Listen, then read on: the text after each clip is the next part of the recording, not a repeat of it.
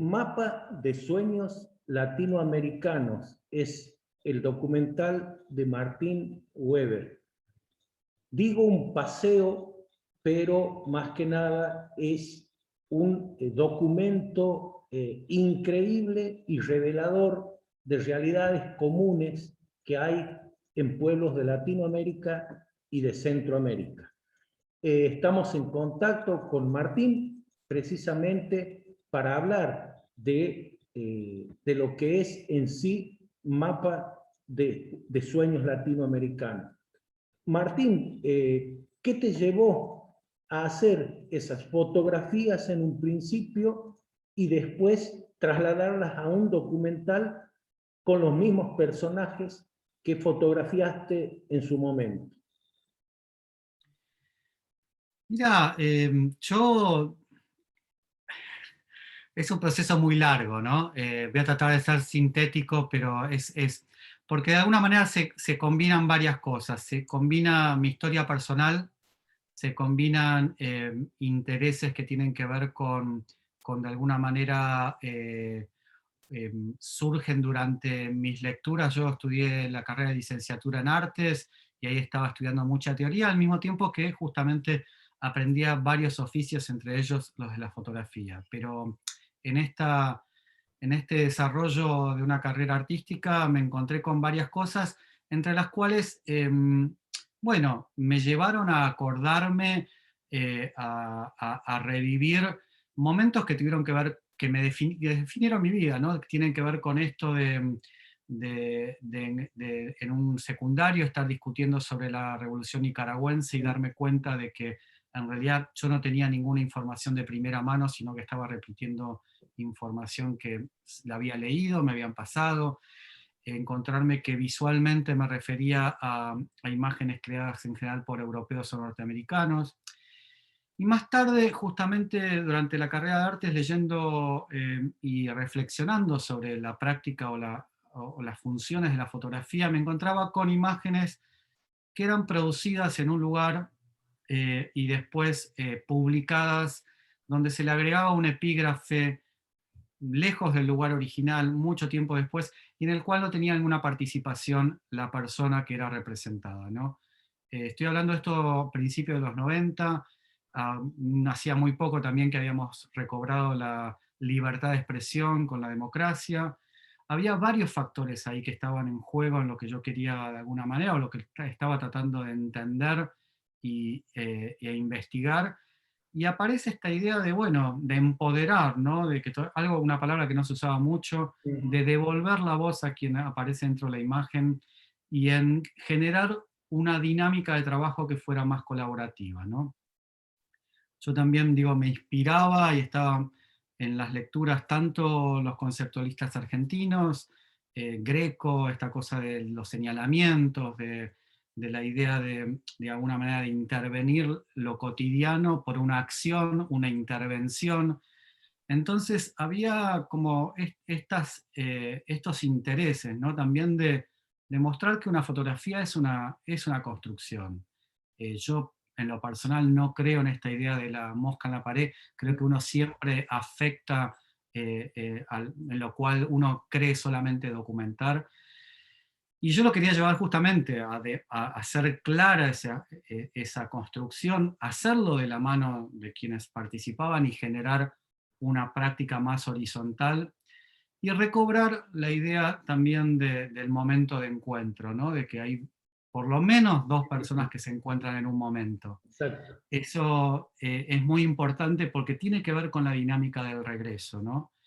Yo también me preguntaba por esto de la fotografía que convertía todo en pasado, entonces incluir la pregunta del sueño me permitía proyectar o invitar al participante en pensar el recorrido de su vida hasta ese momento, compartirlo en un presente y proyectarnos a posibles futuros. Eh, la película pasó, que bueno, pasaron muchos años desde esas primeras experiencias que se dieron en 8 países de Latinoamérica, que logré hacer gracias a becas y subsidios de distintos lugares.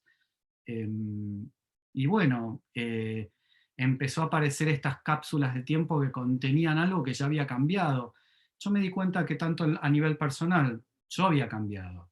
Eh, entonces me pregunté por cómo habían cambiado las historias particulares de cada uno de ellos, pero también cómo había cambiado el contexto de sus comunidades, digo, las más íntimas, su familia, su pueblo, su ciudad y también esos países, ¿no?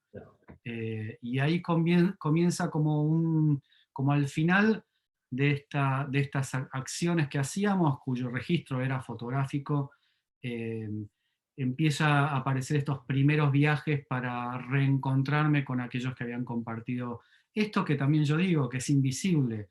La fotografía trabaja sobre la superficie, el cine también, y a mí lo que me interesaba de esta práctica era como de alguna manera invitar a retratar algo que era invisible, que era algo, un secreto que compartían las personas que participaban, ¿no? Creo que no es caprichosa la frase de Auguste Rodin con la que vos comienzas la película, ¿no? Pero a esa frase aseverativa, yo te la formulo en pregunta, la primera parte. ¿El artista es veraz y la fotografía es la que miente? Creo que tiene que ver con, me parece una linda reflexión para, la frase termina para el que no la leyó, es Exacto, el tiempo no se detiene, ¿no? exactamente. Sí, yo creo que tiene que ver con, bueno, estas construcciones culturales, ¿no? De que se construyó tanto la idea de que la fotografía congelaba un momento. También frases como, bueno, viste, una fotografía vale más que 1000 palabras. Hay Claro. una serie de cosas. Y yo trabajo con la idea de la palabra. Justamente vuelvo a que la palabra sea la palabra de, digamos, de quien es representado, tratar de trabajar desde ese lugar y tratar de trabajar de lo que significa esto, ¿no? Expresar algo, pero al mismo tiempo pensar en cuál es el contexto desde donde ese sueño aparece y cuáles son las condiciones que tal vez hagan que eso se impida.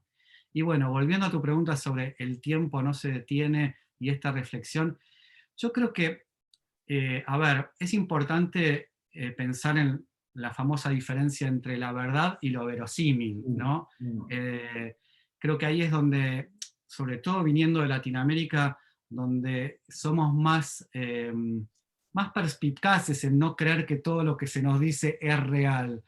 Creo que es importante deconstruir eso.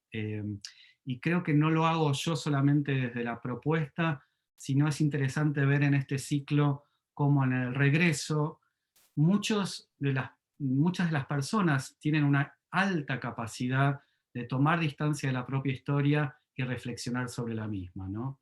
Y entonces no solamente terminan reflexionando sobre su historia, sino sobre procesos que los incluyen, los envuelven y son parte de la historia del continente, ¿no? Realmente es el recorrido que vos haces partiendo desde Perú, Nicaragua, Cuba, Brasil y Colombia, es, valga la expresión, me valgo, perdón, de la expresión del título de la película, un mapa de que las realidades no han cambiado mucho en Latinoamérica, llámese pobreza, sometimiento, revoluciones inconclusas, mentiras que suenan a verdad, que parecen verdades. No sé cómo lo analizas en ese sentido, la conclusión a la que arribaste después de este nuevo recorrido ya filmando y recuperando esas historias fotografiadas anteriormente.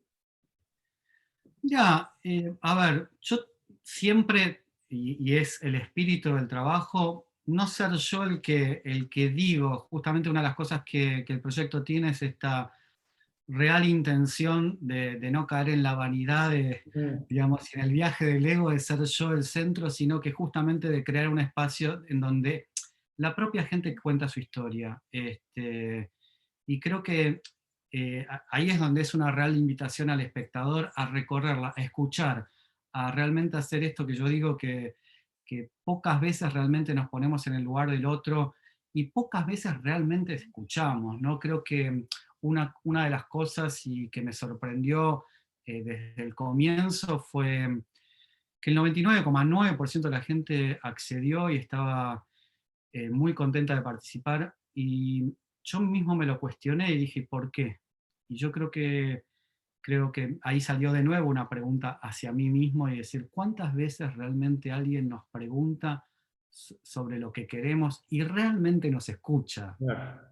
Creo eh, que es esto, que es una gran invitación a escuchar cada una de las historias, porque es esto, si hay algo que sí saco como conclusiones es la enorme resiliencia de la gente, la enorme capacidad de sobreponerse, pero también la enorme posibilidad de pensarse nuevamente. Y ahí es donde digo, escuchemos, no me escuchen a mí, yo de nuevo trato de poner un oficio y este trabajo al servicio bueno, de generar un espacio, que cuando comencé el proyecto yo marco mucho la diferencia que había, que no existían las redes sociales, no había la capacidad de un individuo, de una comunidad de contar su propia historia. Entonces estaba ese gesto que era traer de alguna manera una cámara y hacer un registro de esto que hacíamos. Hoy justamente creo que el proyecto lo que espero brinda es contexto, es que cada una de las historias, cada uno de estos sueños le da contexto al siguiente, como que se toman de la mano. Y ese es el contexto que yo invito de alguna manera a que todos recorramos. Yo justamente era una de las cosas que desde ese primer momento que digo, me pregunté mucho el cómo se hace la cosa, porque el cómo interviene en el contenido también. Y yo leía textos de Brecht en donde había esta idea de usar carteles en las escenografías de los personajes, porque le interesaba eso, y fue algo que en lo cual yo me sentí resonando, ¿no? Con la idea de invitar a identificarse, pero al mismo tiempo tomar una distancia como para que te obligue o te permita pensar en el contexto en el cual ese personaje se encuentra. Entonces acá es muy importante ver la distancia entre la expresión de un sueño, la posibilidad de expresarlo, pero bueno, ¿cuál es la capacidad o la posibilidad de realizarlo, ¿no?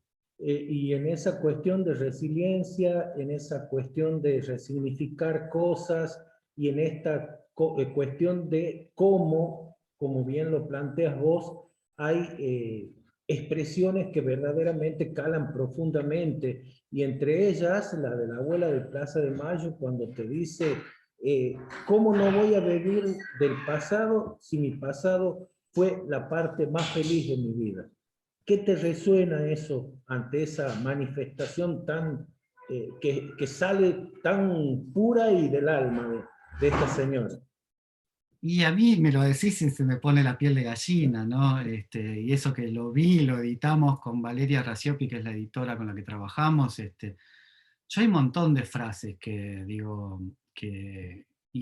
a todo nivel, ¿no? Digo, hasta desde los sueños pequeños, donde hay cuestiones de intimidad y de esta cosita chiquita, pero digo, también cuando esta mujer de alguien desaparecido en Brasil te dice, el ser humano es exquisito, ama Sí, y destruye. sí, Digamos, son frases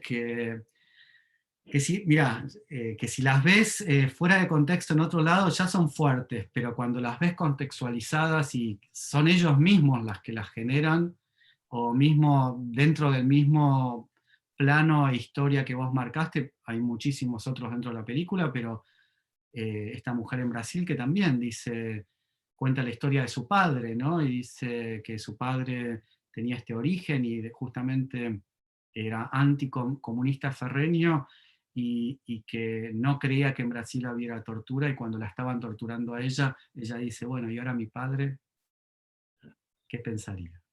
qué bárbaro realmente.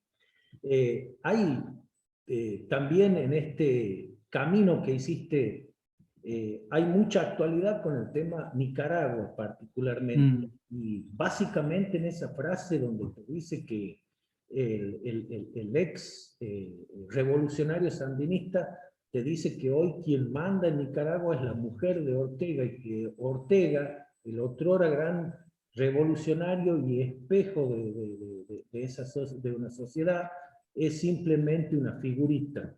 Y cuando te dice toda la vida he sido revolucionario, pero no soy sandinista, ¿cómo te sientes el hecho de que esa realidad siga tan latente y tan presente en un lugar tan caliente como se ha convertido Centroamérica.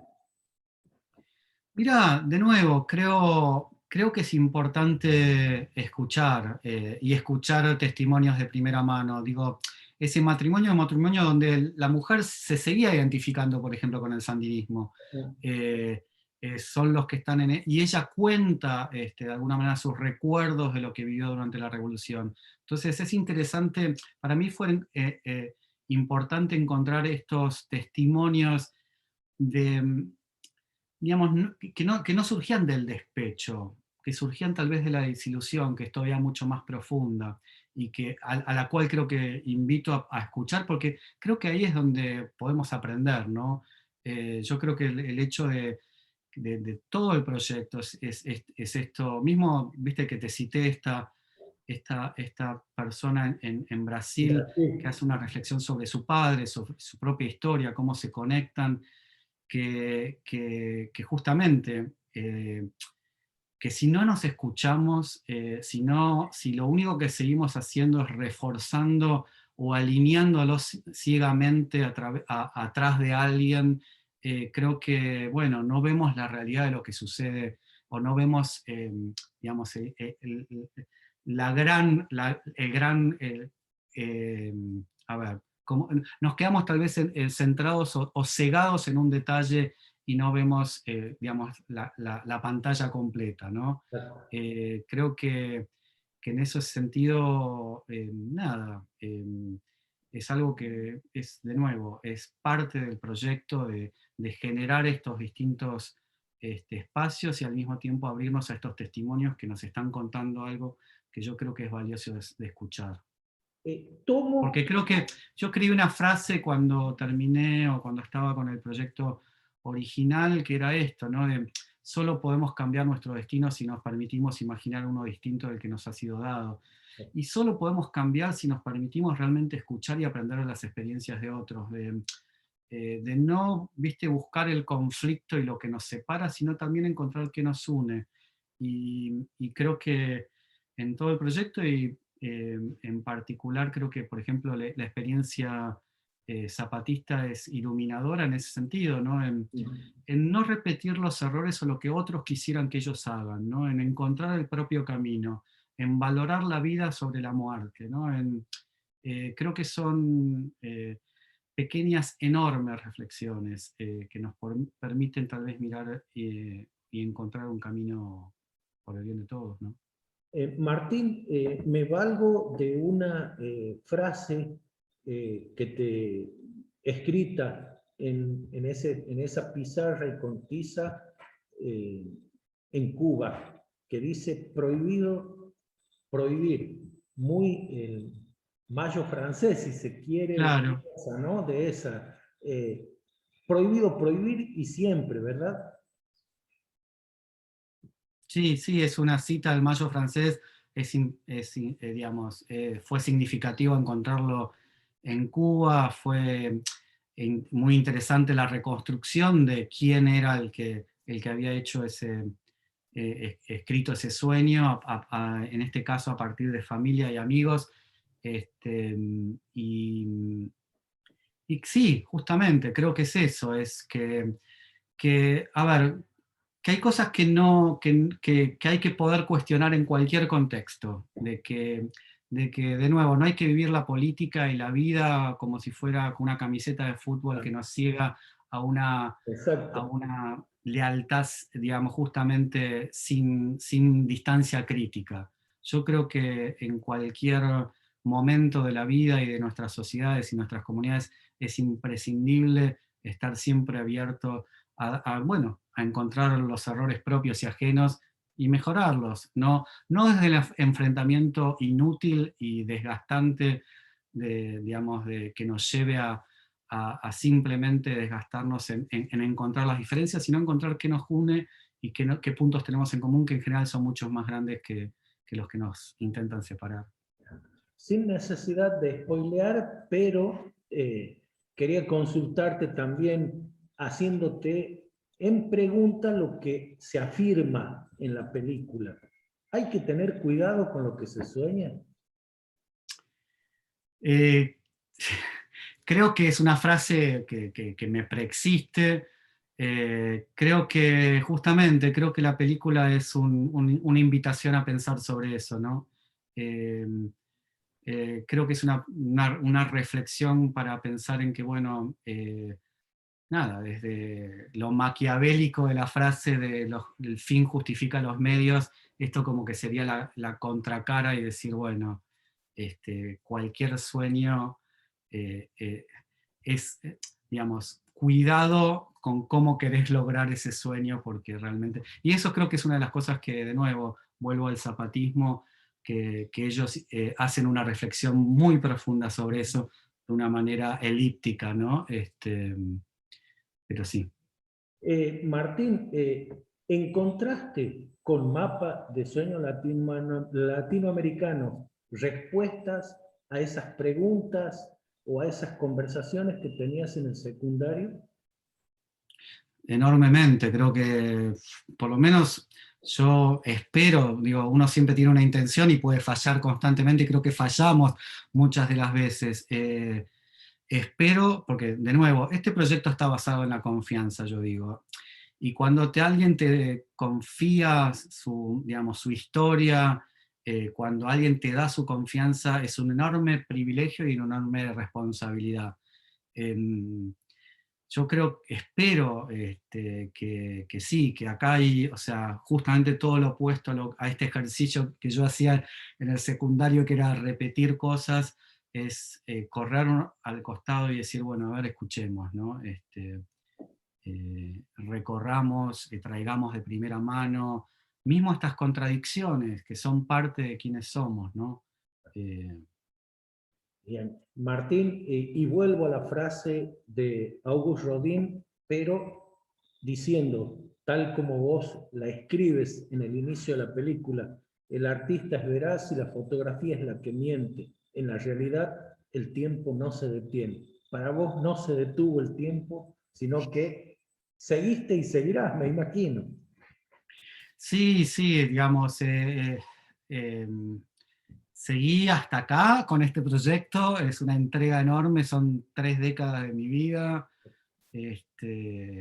y, y bueno, ahora creo que es importante que termine de entrar digamos, en una circulación y que sea en lo posible una invitación a repensarnos y que, bueno, pueda ser parte del diálogo, de momentos de discusión y de reflexión para todos, ¿no? Ahora es como una entrega al resto para bueno, hacer la suya. ¿Dónde se lo puede ver al documental, Martín? Mira, estamos presentándolo en Malva, que ahora se estrena durante el mes de julio. Va a haber funciones 2 veces por semana. Y bueno, ahí es donde vamos a tenerlo de manera presencial. De manera online todavía está en plataformas como la de Cinear.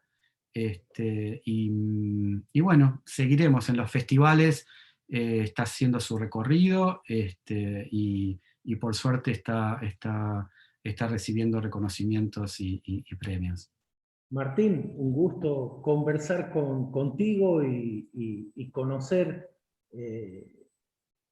tu pensamiento acerca de estas realidades que por ser dinámicas no dejan de perder actualidad y de identificarnos en cada una de ellas.